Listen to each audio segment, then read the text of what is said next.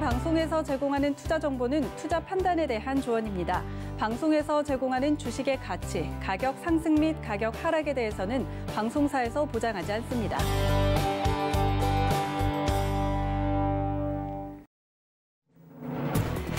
여러분 안녕하십니까? 출발 증시와이드 김성입니다. 어제 우리 시장 오랜만에 쉬어갔습니다. 장 초반 급등으로 역사적인 3,000피의 기쁨을 잠시 맛봤다가 점차 탄력이 떨어지며 하락으로 마감했는데요. 조지아주 상원 투표를 둘러싼 우려감에 미국 선물 시장이 하락세를 보이면서 우리 시장도 흐름을 같이 했습니다. 그런데 우리 개인 투자자들의 매수세는 시장의 우려도 아랑곳하지 않는 것 같습니다. 코스피 시장에서 무려 2조 원을 사들이면서 또 한 번 역대급 매수 규모를 기록했죠. 그간 가파르게 올라온 지수가 더 건강하고 탄탄하게 오르려면 잠시 쉼도 필요해 보이는데 현재 구간 어떤 전략으로 대응해야 할지 이슈와 전략 함께 챙겨봅니다. 오늘도 간추린 경제 뉴스부터 함께 확인하시죠. 네, 뉴욕 증시는 혼조로 마감했습니다. 조지아주 상원 결선에서 블루웨이브 가능성이 커지면서 추가 부양안에 대한 기대감에 다우지수가 1% 넘게 상승했습니다. 반면에 빅테크 기업들의 법인세 인상 우려에 더해 트럼프 대통령을 옹호하는 시위대가 의회에 난입했다는 소식에 나스닥은 홀로 하락 마감했는데요. 또 블루웨이브 전망의 미국 10년물 국채 금리는 코로나 팬데믹 이후 처음으로 1%를 넘었습니다. 미국 의회는 10년 만에 블루웨이브를 제안했습니다. 미국 조지아주 상원 결선 투표에서 민주당의 라팔 워너 후보가 공화당의 켈리 래플러를 상대로 먼저 승리를 확정지었고 이어서 존 오소프 민주당 후보도 공화당의 데이비드 퍼듀 의원의 승리를 확정했습니다. 이로써 조 바이든 당선인은 강력한 국정 운영 기반 위에서 대규모 경기 부양책과 증세 등을 밀어붙일 수 있게 됐습니다. 뉴욕 증권거래소가 중국 3대 통신사의 상장 폐지를 놓고 오락가락하고 있습니다. 지난 31일 세 개사의 퇴출을 예고했다가 나흘 만에 상장 폐지를 철회하더니 어제 다시 상장 폐지 쪽으로 입장을 바꿨는데요. 외신들에 따르면 스티브 무누신 재무장관이 직접 전화를 걸어 철회 결정에 항의했고 이에 따라 증권거래소는 결국 폐지 방침을 굳힌 것으로 전해졌습니다. 임기 종료를 약 2주 앞둔 트럼프 대통령이 중국 모바일 애플리케이션 8개와 거래를 금지하는 행정명령에 서명했습니다. 대상은 알리바바와 온라인 간편결제 서비스인 알리페이, 위챗페이 등입니다. 이 앱들이 빼낸 사용자 정보가 중국 정부로 갈 수 있다고 경고했는데요. 이 행정명령의 발효 시점은 트럼프 대통령 퇴임 이후인 45일 뒤로 행정명령은 차기 대통령이 취소할 수 있는데요. 한편 바이든 당선인 인수위는 이에 대해 답하지 않고 있는 상황입니다. 이어서 글로벌 증시 마감 상황 함께 확인하시죠. 간밤 뉴욕 3대 지수는 혼조로 마감했습니다. 다우지수 1.4% 상승으로 3829포인트, 사상 최고치 기록하며 마감했습니다. 이어서 S&P 500 함께 확인하시죠. 네, 0.57% 오르면서 3,748포인트로 거래 마쳤습니다. 나스닥도 함께 확인하시죠. 네, 홀로 파란불을 켰습니다. 0.6% 하락으로 12,740포인트로 거래 마쳤습니다. 출발 증시와이드 지금 출발합니다.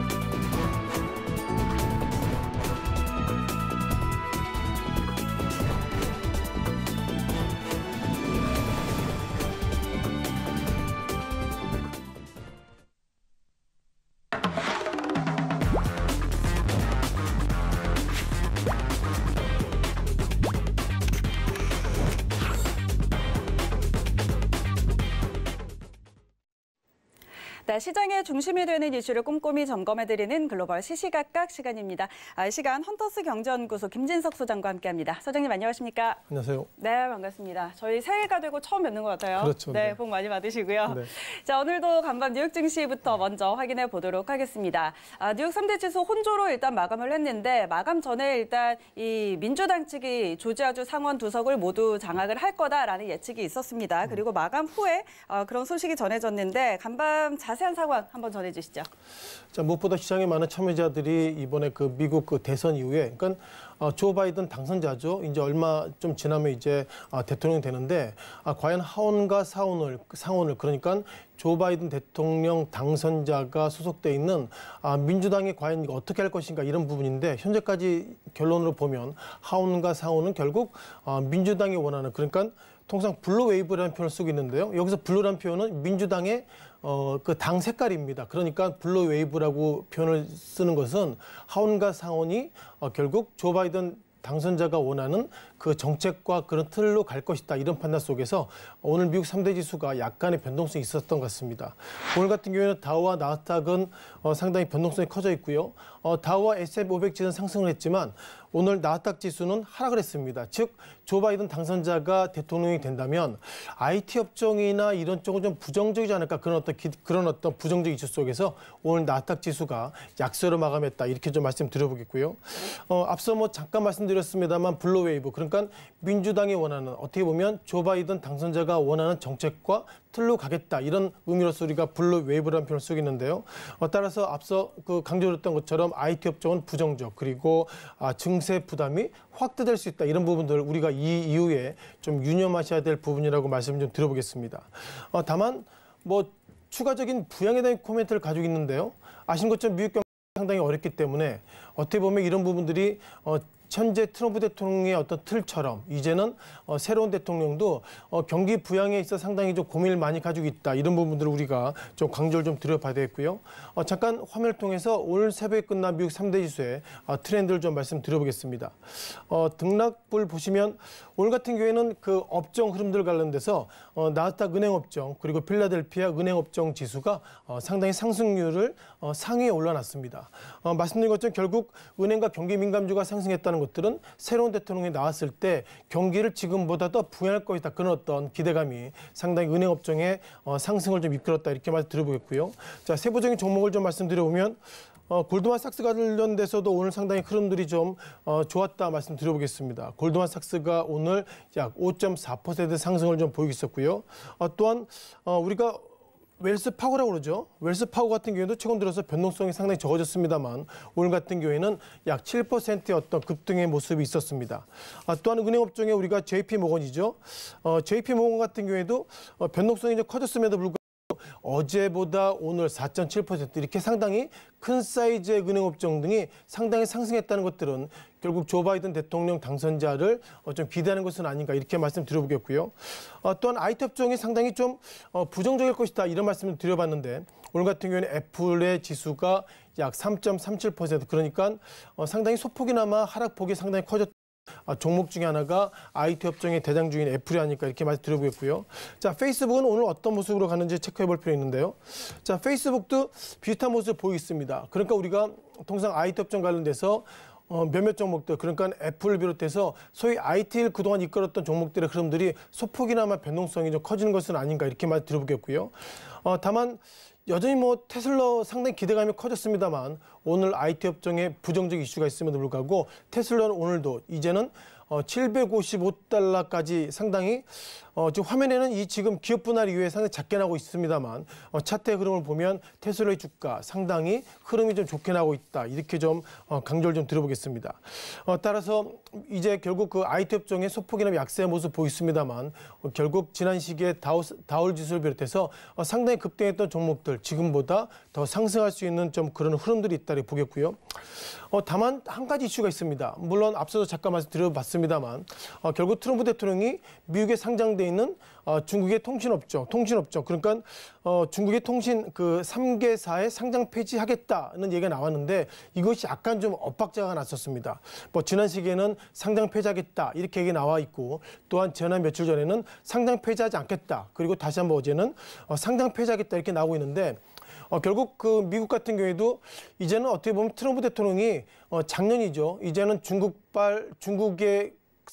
기업들이 미국에 상장돼 있으면 미국인들이 투자하면 안 된다. 이런 의미로서 어떻게 보면 상장 폐지의 코멘트를 했는데, 자, 문우신 미 재무장관이 이것은 좀 원칙적이지 않다. 그래서 다시 한번 기본적으로 상장 폐지의 모습을 보이고 있습니다만, 제가 볼 때 조 바이든 당선자가 나오게 된다면 어떻게 보면 미국에 들어와 있는 세계 통신사가 상장 폐지가 안 될 수도 있기 때문에 결국 지금부터 모럴 해저드를 하기에는 얼마 남지 않았습니다만, 이런 부분들이 결국 미국의 어떤 증권 관련돼 가지고 상당히 정책이 지금보다 바뀔 여지가 있다, 이렇게 말 들어보겠습니다. 또한 경제적인 데이터가 상당히 변동성이 커지고 있는데요. 12월 민간 고용 부분 그 고용 같은 경우에는 12만 3천 명 정도 감소가 되는 모습 보이고요. 자, 보신 것처럼 몇몇 데이터를 보면 상당히 변동성이 커지고 있습니다. ISM 제조업 PMI 지수가 기대치보다 좋아지고 있다. 즉 경기가 좋아지고 있다, 이런 얘기가 나오고 있는데 1월 6일 나온 거죠.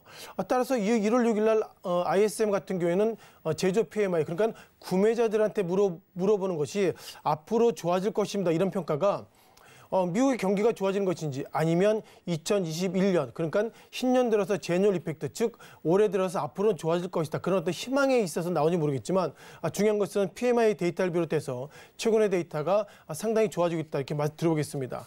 따라서 아직까지 미국의 작년 같은 경우에 상당히 시장의 흐름 관련돼서 변동성이 커지고 있었고요.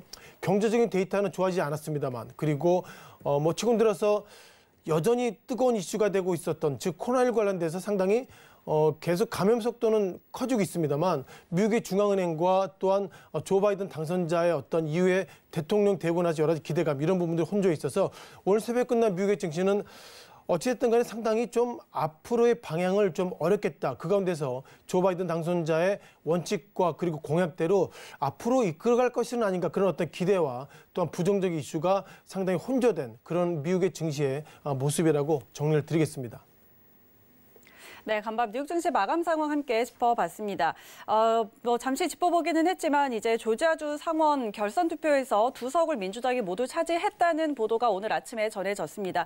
결선 투표 앞두고 증시가 좀 이 변동성을 보이기도 했는데, 자, 이제 앞으로의 글로벌 증시에는 어떤 영향을 미치게 될까요? 일단 우리가 한국을 넘어서 미국의 어떤 대통령에 대해 상당히 관심이 많이 있고요. 이제는 조지아주 관련돼서 의견 나오고 있는데, 실은 보면 조지아주 같은 경우에는 상원 의원에 2사람의 티오가 있는데 결국 그 민주당이 됐다, 이런 부분들이 그런 관건인 것 같습니다. 뉴욕타임즈의 어떤 그 데이터를 보시면서 말씀을 좀 드릴 것 같은데요. 자, 기본적으로 조지아주가 왜 나왔냐, 이런 부분 좀 이따 말씀드려보겠습니다만, 여기서 그 상당히 경합이라고 보면 좋겠습니다. 50.8%하고 후보 49.2%, 그리고 오스퍼 같은 경우에는 50.37%, 그리고 49.63이기 때문에 상당히 경합했다, 이렇게 말 들어보겠습니다. 자, 기본적으로 이 워녹이라는 후보 말씀 들어보겠는데요. 이 인물은 이제 상원 의원이죠. 어떻게 보면 조지아주에서 배출된 첫 흑인 상원임과 동시에 조지아주가 상당히 공화당, 그러니까 트럼프 대통령 쪽에 상당히 강했던 인물인데 20년 만에 조지아주에서 처음으로 나온 민주당 출신 상원 의원이다, 이렇게 말씀 드려보겠고요. 그동안 민주당은 데이터를 좀 보면요, 20년 동안 조지아주 연방 상원의원 선거에서 민주당은 20년 동안 한 번도 승리를 못했는데, 이번에 워녹이라는 인물이 상원 의원으로 그 가운데서 민주당 인물이 됐다, 이렇게만 드리겠고요.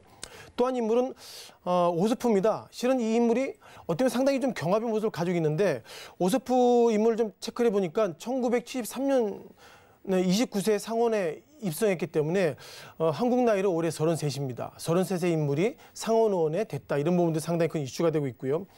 따라서 이번에 조지아주 같은 경우에도 결국 민주당의 어떤 후보들이 상원의원 됐다는 것은 결국 어떻게 보면 조 바이든 대통령 이제 당선자가 대통령이 되면 원했던 대로 상당히 갈 수 있다, 이런 부분들이 상당히 이슈가 되고 있는 것 같고요. 잠깐 말씀드렸습니다만 왜 지금 시기에 조지아주가 이렇게 큰 이슈가 됐나, 이런 부분들이 좀 시청자 여러분께서 궁금하실 것 같은데요. 지난해 11월 3일 대선 때 같이 실시한 연방의회 선거에서 조지아주가 상당히 경합이기 때문에 아무도 이렇게 당선되지 않았습니다. 그러다 보니까 다시 한번 결선 투표가 된 결과 이렇게 됐기 때문에 결국 조지아주가 중요한 것이 아니라 결국 이것을 통해서 이제 현재 그 미국 하원 같은 경우에는 민주당의 어떤 의장이죠. 이제는 하원에 이어서 이제 상원에서도 민주당이 원하는 대로 갈 수 있다, 이런 부분들이 상당히 시장에서 좀 뜨겁게 좀 바라보이는 것 같습니다. 따라서 이제는 민주당이 하원과 상원을 또 다 짚고 있다, 이런 의미에서 우리가 블루웨이브라는 좀 표현을 좀 쓰고 있고요. 결국 민주당이 이제 상원까지 장악하게 된다면 결국 조 바이든 당선자가 원했던 대로 과연 갈 수 있다, 이런 부분들이 가장 큰 이슈로 다가오고 있다 보겠습니다. 몇몇 그걸 좀 보실 것 같은데요. 자, 이것을 좀 보시면서 말씀을 좀 드려보겠습니다. 이게 결국 조 바이든, 이거는 선거 기간 중에 나왔던 어떻게 보면 공약의 모습을 보이고 있는데요. 이제는 뭐 전 대통령이 될 수 있기 때문에 트럼프 쪽을 보지 않으셔야 될 것 같고요. 조 바이든 같은 경우에는 기본적으로 재정 정책을 지금보다 더 완화하겠다, 이런 부분들이 결국 주가 상승과 맞물렸던 부분이고요. 가장 시장 참여자가 좀 눈에 띄게 보였던 부분들은 이 증세 부분입니다. 아시는 것처럼 트럼프 대통령은 증세보다 감세 속에서 미국 증시를 이끌었던 부분이 있는데 조 바이든 당선자 같은 경우에는 법인세를 지금보다 인상하겠다. 그러니까 미국에 돈도 없는 상태에서 감세를 가는 것은 맞지 않다, 이런 부분이기 때문에 결국 증세로 가겠다, 이런 얘기가 나오고 있고요.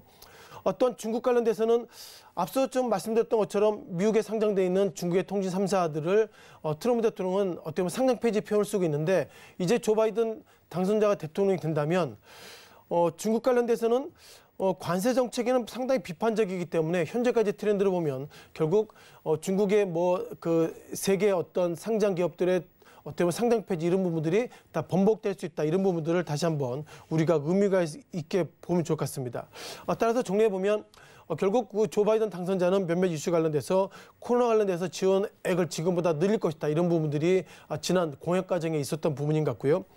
또한 오바마 케어의 확대, 즉 조 바이든 당선자가 직직전이죠. 어떻게 보면 오바마 대통령 때 부통령 했었기 때문에 오바마 전 대통령의 공약을 상당히 이끌어갈 수 있다, 이런 부분들 우리가 이후의 시장의 어떤 팁으로서 보시면 좋겠습니다. 따라서 하원과 상원을 결국 민주당이 했다는 것들을 보면 지금 보셨던 것처럼 조 바이든 당선자가 원했던 공약 이틀대로 갈 수 있기 때문에 지금 이후의 시장에 있어서 주가가 오를 수 있을까, 하락할 수 있을까, 이런 판단보다도 이런 공약에 대한 내용들에 맞춰서 직전, 즉 오바마 대통령 때 주가가 상승했던 그런 종목과 그런 업종을 좀 보시는 것이 결국 블루웨이브를 떠나서 주가를 보는 기본적인 팁이라고 정리를 좀 해보겠습니다. 네, 그런가 하면 우리 현대차 그룹이 글로벌 시장에서 입지를 좀 공고히 하려는 전략을 내세우고 있습니다. 올해 출시할 전기차 3총사로 시장을 공략하겠다는 건데 과연 테슬라의 독주를 막을 수 있을지 전망 어떻게 보실까요? 자, 기본적으로 막기는 좀 어렵다, 이렇게 말씀드리겠습니다. 아시는 것처럼 한국 같은 경우에도 뭐 전기차 관련해서 노력하고 있습니다만 한국 현기차에서 만들었던 전기차가 뭐 이런저런 부정적 이슈가 있기 때문에 최근 들어서 미국의 테슬라가 상당히 저가의 전기차를 좀 만들어낼 수 있다, 이런 부분들이 있고요. 그러다 보니까 테슬라의 주가가 여전히 그 달러 베이스로 755달러의 모습을 가지고 있는데 외국계 증권사들은 $1,000도 넘어설 수 있다, 이런 좀 평가를 가지고 있고, 또한 JP모건이나 몇몇 그동안 테슬라의 어떤 주가의 목표가를 상당히 부정적으로 했던 외국계 그 글로벌 투자 은행들이 상당히 긍정적으로 이슈를 보고 있다, 이런 부분을 보면 현대차, 기아차가 노력하더라도 아직까지 좀 어렵지 않을까, 이런 좀 말씀을 먼저 드려보겠습니다. 따라서 현기차의 어떤 트렌드를 좀 말씀 좀 드려볼 수 있는 것 같은데요. 자, 기본적으로 작년에 어떻게 보면 글로벌 관련돼서 중국에 넘어서 미국이 이제 두 번째 빅 메이커라고 볼 수 있겠는데요. 작년에 미국 자동차 판매량이 그러니까 이제 2021년이기 때문에 2019년 대비, 그러니까 장작전이죠. 2019년 대비 작년에 약 15%의 자동차 판매량이 감소됐다, 이런 얘기가 나오고 있는 것 같고요. 그러다 보니까 작년에 판매량이 이렇게 15% 급감이 중요한 것이 아니라 지난 2012년 이후에 상당히 최저치 모습이다. 그러니까 작년 같은 경우에는 코로나19 때문에 통행을 제한하고 그리고 셧다운, 이런 이슈 속에서 글로벌의 어떤 전체적인 판매가 줄어들었다, 이렇게 보시는 것이 좀 맞을 것 같습니다. 몇몇 그 미국을 이끌었던 몇몇 종목들이 빅메이커의 모습을 가지고 있는데요. 잠깐 화면에 좀 정리가 되고 있습니다만 제너럴 모터스 같은 경우에도 전년 대비로 그러니까 2019년 대비로 약 22% 또한 도요타는 11%의 어떤 감소세의 모습 보이고 있습니다.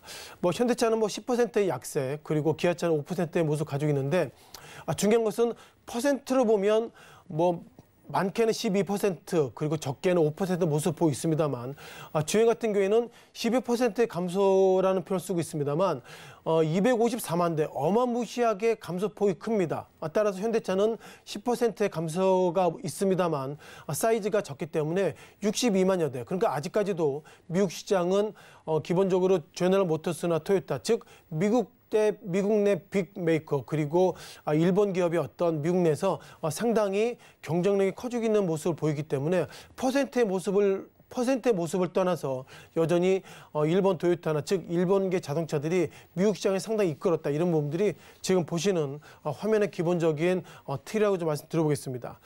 따라서 이에 대한 시장에 대한 방향성을 좀 가지고 있는 것 같은데요. 기본적으로 현대차 그룹이 상당히 글로벌 시장을 공략을 전망한다 이렇게 나오고 있는데 앞서 보셨던 것처럼 제너럴 모터스나 도요타에 비해서 상당히 사이즈가 작은 모습이기 때문에 글로벌 공략 전망은 기본적으로 그만큼 뭐 상당히 경쟁력 있는 모습을 보이려고 그러면 결국 가격의 어떤 경쟁력 이외에는 상당히 좀 경쟁력이 좀 떨어지지 않을까 이렇게 말씀드려보겠고요. 또 월드뱅크가 좀 바라보는 시각은 좀 상당히 좀 이슈가 있는 것 같습니다.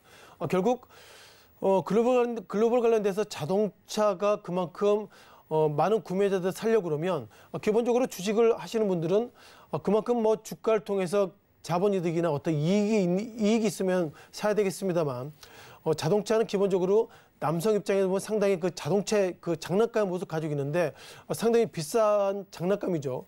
그러다 보니까 월드뱅크가 바라본 시각이 2020년 그러니까 작년에 상당히 기대치가 좀 떨어졌습니다. 따라서 전체적인 글로벌 성장률이 떨어져 있는 상태에서 결국 작년에도 자동차 판매량이 줄었던 것처럼 올해 즉 2021년에도 아무리 주가는 상승하고 그리고 경제 전망이 시장 기대치도 떨어지기 때문에 지금 위의 시장에 대한 전망도 상당히 부정적이다 이렇게 좀 말씀드려보겠습니다. 따라서 이후에 대한 시장에 대한 방향을 결국 우리가 정리하기 위해서는 코로나19 관련된 과연 시장의 모습이 얼마나 갈 것인가 이런 부분들이 상당히 큰 팩트인 것 같고요. 자 그러다 보니까 미국 내 기업들의 어떤 자동차 업종들의 어떤 모습을 보시면 좋겠는데요. 우리가 뭐 제너럴 모터스의 모습을 보면 좋겠습니다. 제너럴 모터스가 2020년 그러니까 이제 뭐 작년이죠. 작년 3월달 같은 경우에는 이게 주당 14달러라고 그러면 표현이 좀 적절하지 않습니다만 그렇게 이끌었던 제너럴 모터스의 주가가 14달러 즉 껌값이다 이런 좀 얘기를 좀 드려야 될 것 같고요. 결국 껌값인 이렇게 제너럴 모터스 주가를 우리가 좀 보신 이유가 뭐냐면 결국 뭐 최근 들어서 모습 보시면 되겠죠. 자, 트럼프 대통령이 취임 후에 어떤 행동을 했었죠? 트럼프 대통령이 취임하고 나서는 중국을 향해서 했던 얘기가 관세에 대한 얘기했습니다. 즉 미국에 있는 제너럴 모터스나 포드나 소위 그 집약 그러니까 많은 노동 인력이 필요한 이렇게 자동차의 업종의 실적이 부진하고 주가가 떨어지는 것은 결국 중국 책임이다. 그렇게 상당히 노력했음에도 불구하고 뭐 최근 들어서 2017년부터 보셔야 되겠죠. 2017년도 뭐 34달러부터 해가지고 결국 작년 3월달 같은 경우에는 주당 17달러 갔다는 걸 보면 결국 이것은 중국의 핑계가 아니라 제너럴 모터스가 어떻게 보면 경쟁력이 떨어지는 것은 아닌가 이렇게 말 들어보겠고요. 또 한 종목 뭐 포드도 비슷한 모습을 가지고 있습니다. 포드 주가가 좀 보시죠. 지금 8달러입니다. 8달러면 뭐 한국 돈으로 보면 상당히 좀 적은 돈인데 결국 그동안 미국의 어떤 자동차 업종을 이끌었던 제너럴 모터스 그리고 포드의 주가가 여전히 이렇게 뭐 14달러, 8달러 모습을 가지고 있다는 거 보면 이것이 한국의 현대차의 바라본 시각은 똑같은 것 같습니다. 이제는 뭐 휘발유를 넣어서 그리고 뭐 가솔 뭐 이것저것 넣어가지고 가는 내연 자동차는 안 된다 이런 좀 판단을 가지고 있고요.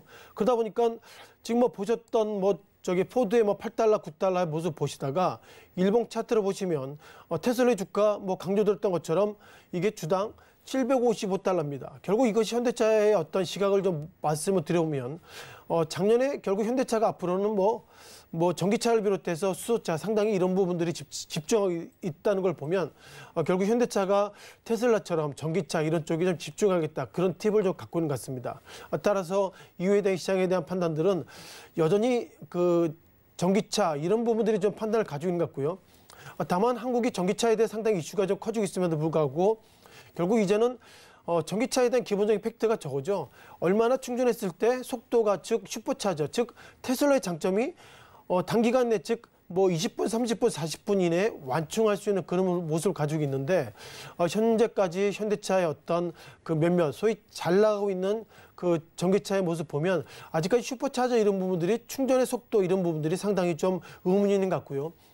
또 뭐 작년에 몇몇 기사를 보면 충전 이후에 그 전기차 관련돼서 한국에 있는 전기차가 뭐 불도 나고 이런 모습을 보면 여전히 전기차 관련돼서 기본적인 팩트가 짧은 시간에 충전하고 그리고 상당히 멀리 갈 수 있는 이런 부분들이 기본적인 팩트인 것 같습니다. 또한 겨울 같은 경우에는 전기차가 아무리 완충한다 하더라도 여름에 완충했던 그것에 비해서 똑같은 키로를 재배한다고 그러면 여름에 완충했던 키로수보다도 적게는 50%, 많게는 70% 정도 겨울철로 인해서 상당히 충전했음에도 불구하고 그만큼 충전의 거리 제한 이런 부분들이 있기 때문에 제가 볼 때는 이후에 전기차의 기본적인 팩트는 뭐 오늘 뭐 방송하러 오는 길에 상당히 눈이 많이 왔던 것처럼 이렇게 눈이 왔을 때 상당히 전기차의 어떤 충전 속도 그리고 거리가 지금보다 줄어들었다 이런 부분을 보면 결국 전기차 관련돼서는 상당히 좀 고민을 많이 가진 것 같고요. 그걸 보면 테슬라가 그동안 시장을 이끌었던 팩트가 정확하게 보면 자율주행은 아니더라도 보조 자율주행 이런 부분들이 상당히 강점이 있다. 이렇게 말씀드려보면 결국 테슬라의 주가가 $755를 현대차가 과연 넘을 수 있을까 이런 부분들이 기본적으로 월가 그리고 국내 자동차 업종 애널리스트 입장에서 보면 상당히 퀘션 마크가 있다. 이렇게 정리하겠습니다.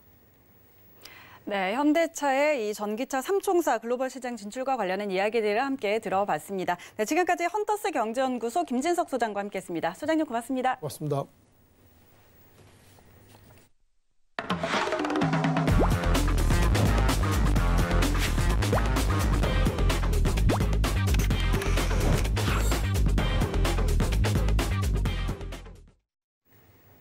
네, 이어서 국내외 시장 쟁점 분석해보는 라이브 이슈 타임입니다. 레몬 리서치의 김민수 대표 전화 연결돼 있습니다. 대표님 안녕하십니까?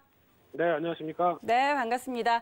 자, 네. 저희 2주 만에 또 만나게 되는 것 같은데요. 더 반갑네요. 그렇습니다. 네. 2주 동안 잘 지내시고 더 이뻐지셨죠? 아, 고맙습니다. 그런 것 같아요. 네. 새해 복 많이 받으시고요. 네. 자, 먼저 시장 이야기 또 바로 이어나가 보도록 하죠. 어제 하락으로 네. 마감하기는 했지만 그래도 장중에 코스피가 3,000선을 돌파를 했습니다. 자, 과연 또 3,000포인트에 안착을 할 수 있을지 그리고 3,000피, 천스닥 바라보고 있는데 천스닥 시대는 또 언제 열릴까요? 네, 천스닥이 아니라 만스닥 가야죠. 네, 그리고 만스피 가야 될 것 같고요. 무엇보다 새해다 보니까 새해 인사드리겠습니다. 새해 복 많이 받으십시오. 그리고 계좌도 올해는 30배만 하셨으면 좋겠습니다. 네, 죄송합니다. 하여튼 수익 많이 하셨으면 좋겠습니다.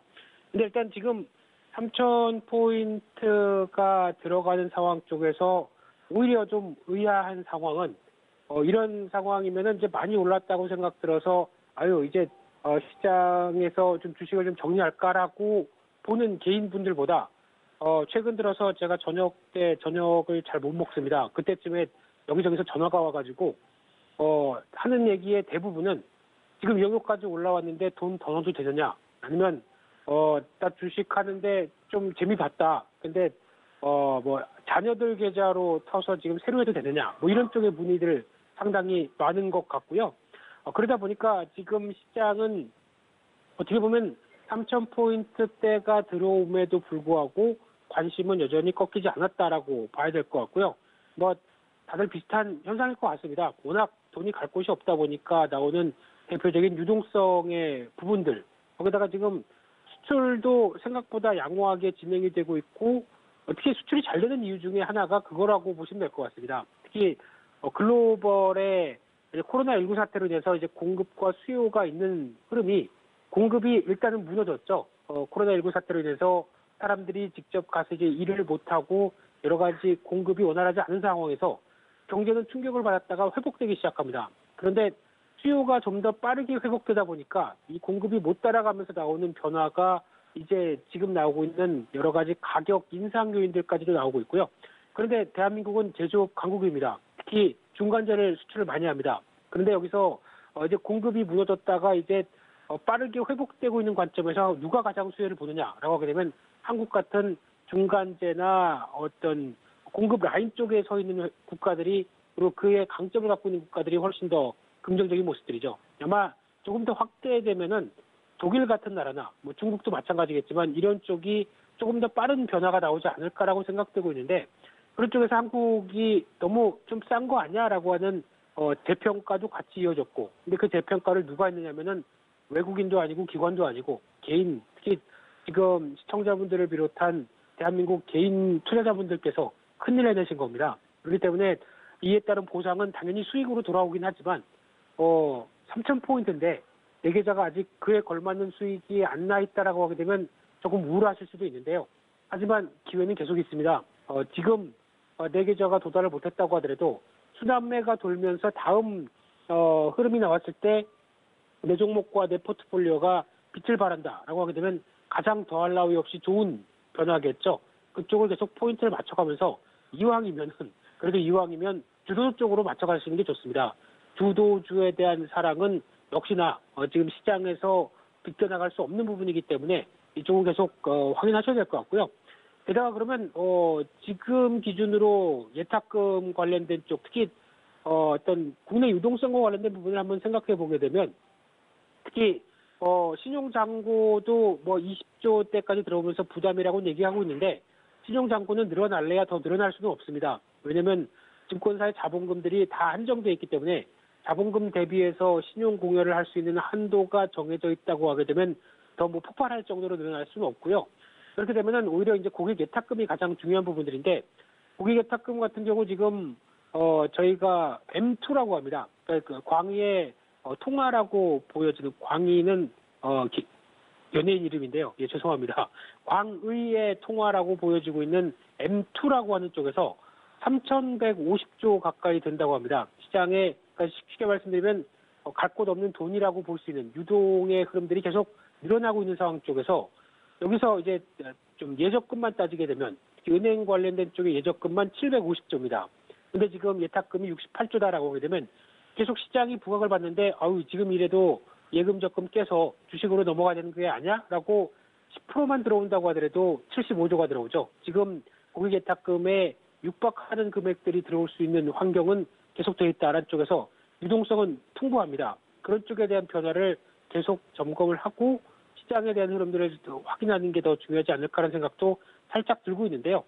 그러다 보니까 이제 또 시장이 계속 가느냐라고 했을 때 또 하나 뭐 불거질 수 있는 리스크 중에 하나가 공매도죠.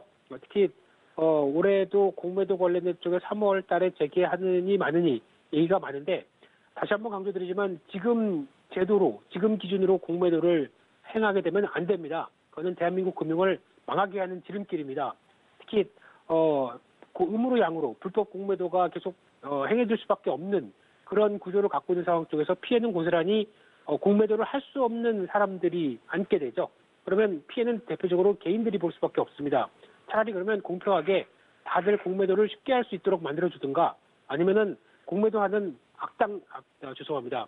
배드보이를 위해서 어느 정도 어떤 처벌이나 처벌 수위를 강화시켜서 불법 공매도가 못 나오게 하는 시스템적으로도 가능하지 않을까 싶은데 왜 이거를 그냥 방치해 놓는지 모르겠습니다. 그냥 용인하면서 검은 돈들이 웃게 만들 수는 없는 상황들이죠. 그러면 흐름으로 봤을 때 공매도는 지금 제가 보기에도 여전히 행해서는 안 될 제도라고 생각되고 있는데 이번에 말레이시아에서 올해 초에 공매도가 오랜만에 재개가 됐습니다. 이를 한번 청사진으로 한번 볼 수 있는 상황들인데 지수는 2.6% 빠졌고요. 헬스케어 관련된 쪽이 9.4% 하락했습니다. 즉 공매도가 재개되면은 가장 첫 번째 타겟은 지금 코로나로 인해서 많이 올라온 제약 바이오가 아닐까라는 쪽도 어느 정도 좀 답을 보여주는 흐름들이 아닌가 싶은데 물론 그래서 어떤 버블이 있다고 하게 되면 제거되는 건 맞겠지만 그를 이용해서 어떤 불법적인 흐름들로 그래서 무차익 공매도죠. 이런 쪽으로 어떤 정식적인 절차나 허가 없이 공매도가 이어지는 부분들은 당연히 어떤 반대를 할 수밖에 없는 흐름으로 봐야 될 것 같고요.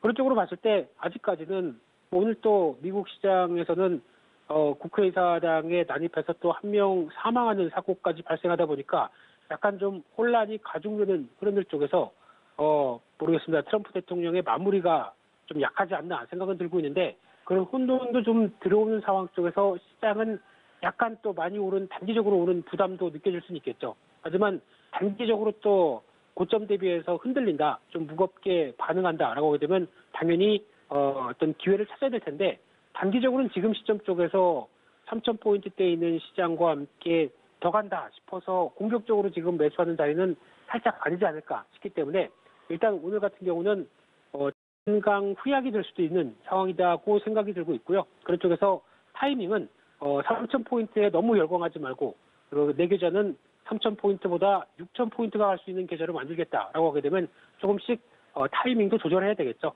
이런 점도 생각하셨으면 좋겠습니다. 네, 지금 시장에 강세장 보이고 있는 가운데 또 공매도와 관련해서 시장이 또 우려하고 있습니다. 이런 부분들도 함께 체크해 봐야 될 것 같고요. 자, 이렇게 풍부한 유동성의 거래 대금도 늘고 증시가 화랑을 보이면서 증권주들도 강세를 보이고 있습니다. 또 1월 효과도 증권주에 또 도움을 주는 그런 요인으로 꼽히고 있는데 저희는 어떤 종목에 또 관심 가져보면 좋을까요? 네, 앵커님 지금 같은 뜨거운 시장 쪽에서 증권주 지금 딱 살까요? 어제 너무 많이 올랐더라고요. 네. 어제 너무 많이 올라도 앞으로 더 갈 것 같으면 사야 되는 거 아닙니까? 좀 두고 보겠습니다. 네. 네, 죄송합니다. 제가 얘기 드리겠습니다. 너무 네. 그냥 제 얘기는 혼잣말이다 생각하시고 앵커님 의견을 솔직히 얘기해 주시는 게 제일 좋고요. 근데 중요한 부분은 제가 보기에는 증권주 시장의 흐름들과 함께 계속 갈 수는 있는데 동향을 보게 되면 과거에 저희가 1980년대 코스피와 증권주 그리고 또 80년대 90년대죠. 예, 그리고 또 2007년도 때 어떤 시장의 증권주와 코스피 지수를 보게 되면 그때 항상 코스피 지수보다 훨씬 더 어떤 탄력들이 좋았습니다. 근데 지금은 약간 코스피 지수와 비슷하게 움직이죠. 그렇다는 얘기는 과거 같은 경우는 브로커리지가 증권사에 차지하는 비중이 상당히 높다 보니까 오히려 코스피 지수를 상회하는 모습들이 나왔는데 지금은 과거보다는 브로커리지 비중이 많이 줄고 오히려 어떤 사업 다각화가 좀 이루어지다 보니까 거래 대금만 가지고 증권주를 바라보지 않겠다는 입장들이 좀 크다고 봐야 될 것 같고요. 그러다 보니까 지금은 아마 지수를 초과하는 수익은 나오지 않을 것 같습니다. 그렇기 때문에 지수와 거의 유사한 수익률 정도까지는 따라간다고 하게 되면 증권주가 없으면 안 되겠죠. 그래서 지금 증권주는 조정 시 비중 확대는 계속 필요하다고 봐야 될 것 같은데 하지만 이제 또 뭐 거래대금 얘기는 뭐 너무나 다 하는 얘기이기 때문에 제가 따로 안 드리고요. 하지만 살짝 또 걱정이 되는 부분들은 이번에 실적이 좋을 때 옵티머스 사태라든가 이런 각종 사모펀드의 부실을 한번 좀 떨 가능성이 있다는 점들 이 부분이 단기적으로 일회성으로는 좀 악재가 될 수 있다는 부분들과 함께 또 하나는 이런 해외 투자 부실 얘기가 조금 나오고 있죠. 코로나19 때문에 해외 투자에 대한 부분들을 또 부실한 부분들을 반영할 수 있다라는 점은 살짝 부담이 돼도 그래도 일회성일 것이다라는 쪽에서 그런 쪽에서 만약에 충격을 받는다라고 되면 당연히 사야 되겠죠. 그런 쪽으로 봤을 때 뭐 키움증권이나 한국금융지주, 현대차증권, 키움증권은 거래대금 수혜고요. 한국금융지주는 카카오뱅크가 있고요. 현대차증권은 실적이 생각보다 놀랍습니다. 아마 현대차와 함께 연계된 뭐 어떤 변화가 좀 있는 게 아닐까라는 생각이 들고 있는데 실적 탄력도가 상당히 좋다 보니까 이런 쪽의 세 종목은 증권주 쪽에서 탑픽으로 보셨으면 좋겠습니다. 네, 일단 증권주는 조정 시 비중 확대가 유효하지만 사모펀드 이슈 그리고 이 부실한 해외 투자 실적도 함께 고려해야겠다라는 의견 주셨습니다. 관심주들도 이야기해 주셨으니까 참고해 보시고요. 이렇게 또 증시가 화랑을 보이면서 증권사들의 신규 계좌도 늘고 또 그린 뉴딜이나 반도체 종목에 대한 개인들의 문의가 또 늘고 있다고 합니다. 이렇게 개인들의 관심을 많이 받고 있는 이 업종들 투자 전략은 어떻게 세워볼까요? 네, 좋습니다. 예, 이런 쪽 사야 됩니다. 사는 게 맞는데 지금 흐름으로 봤을 때는 아마 이제 반도체, 2차 전지, 친환경, 게다가 이제 경기 민감주까지 같이 들어오고 있죠. 그리고 특히 제가 계속 강조드리는 거는 건설주 얘기 많이 드리고 있고요. 건설주, 건자재 이쪽은 아마 이제 바이든 행정부가 들어오면서 부양책을 쓸 때 거기에 나올 수 있는 오늘도 관련된 종목들 보다 보니까 어떤 이 인프라 관련된 쪽의 ETF나 종목들 상당히 좋더라고요. 이런 쪽으로 보게 되면 계속 우리도 정부도 민간 공급 쪽으로 바꾸고 해외 수주도 건설사 입장에서 늘어난다. 그러면 당연히 좋습니다. 그러다 보니까 경기 민감주 쪽에서는 뭐 철강, 화학, 뭐 어떤 여러 섹터들 다 있다고 하더라도 제가 보기에는 건설주를 빼놓으시면 안 됩니다. 건설주는 꼭 5대 건설사 중에 하나는 갖고 계시고 건자재 쪽도 계속 챙겨보시고 그러면 올해 괜찮은 수익률 나오실 걸로 보여지고 있고요. 종목 얘기는 안 드리겠습니다. 내년이 아니죠. 내일 김민수의 사셨나요 코너에서 물어보시면 얘기 드리고요. 아니면 그냥 넘어가고요.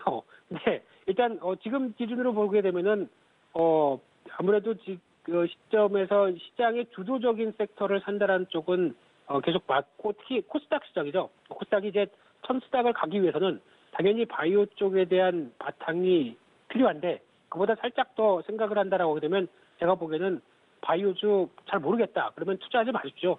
그런 거 가지고 모르는데 투자해서 기술적인 것 가지고 남들이 좋다고 그래서 바이오주 살 필요는 없고요. 차라리 그래도마 손에 잡히고 어느 정도 좀 알겠다 싶으면은 반도체 2차전지 관련된 소부장 쪽 챙겨보는 게 더 맞다라는 쪽에서 이쪽을 더 챙겨가시면은 오히려 더 좋은 수익률이 나올 걸로 생각하고 있습니다.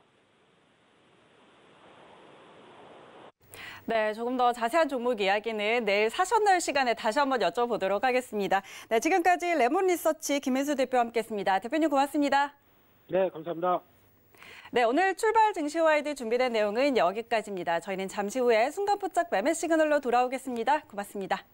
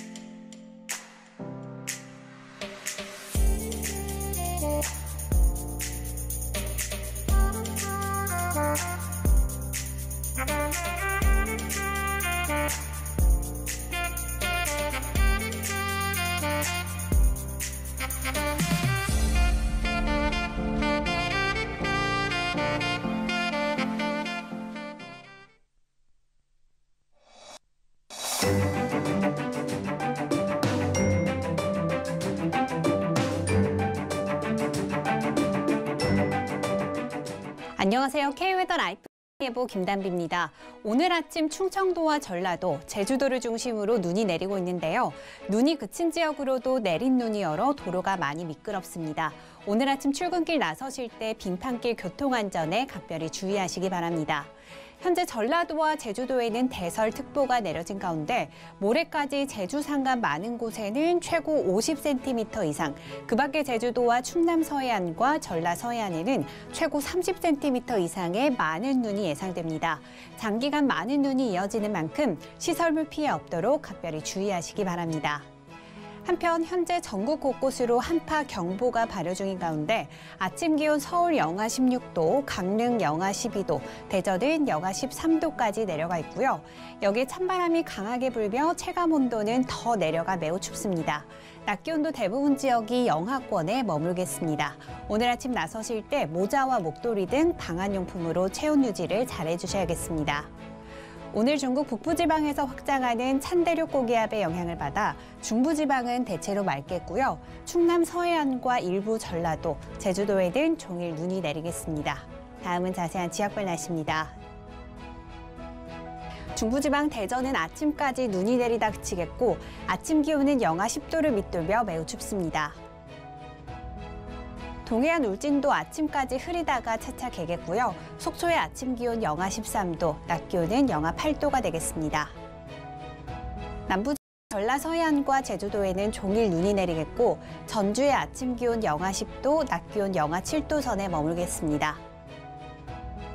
현재 전해상에는 풍랑특보가 내려진 가운데 전해상의 물결이 최고 5에서 6m까지 매우 거세게 일겠습니다. 항해나 조업하는 선박들은 앞으로 발표되는 기상정보를 계속해서 확인해 주시기 바랍니다. 내일 아침은 오늘보다 기온이 5에서 7도가량 더 내려가서 추위는 절정에 달하겠습니다. 날씨였습니다.